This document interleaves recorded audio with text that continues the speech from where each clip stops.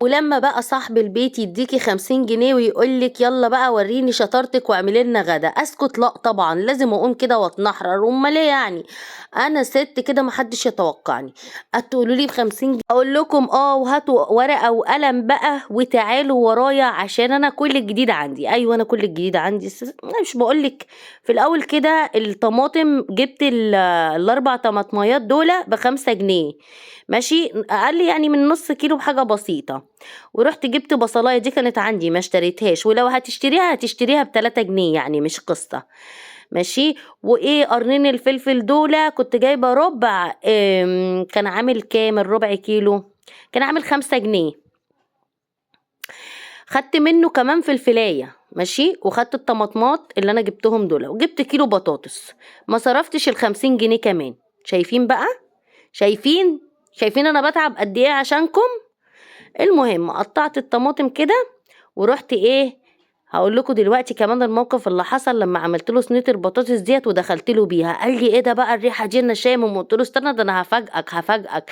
هو بقى شامم ريحه حلوه قوي لان انا كان عندي حته ليا كمان، حطيتها كده ايه في الصينيه، فبجد بقى ايه قلبت الدنيا، يعني اكننا كنا ذابحين خروف. ايوه كان عندنا خروف كده وكده بقى، مش مشكله.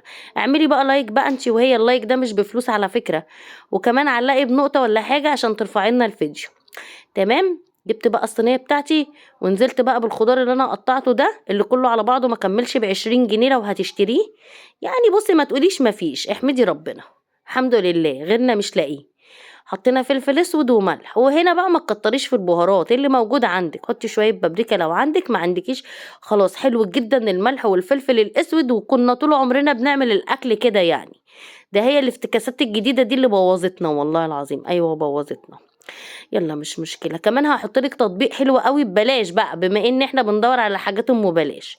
هحطلك تطبيق حلو قوي في الكومنتات تقدري انك تحملي منه كل الوصفات اللي انت بتقعدي تضيعي عليها النت دي ببلاش كده من غير نت. هتحمليه وتتفرجي من غير نت. ودول كيلو بطاطس كنت جايباها ب15 جنيه. هتقولي لي عندنا غاليه، اقول لكم ماليش دعوه.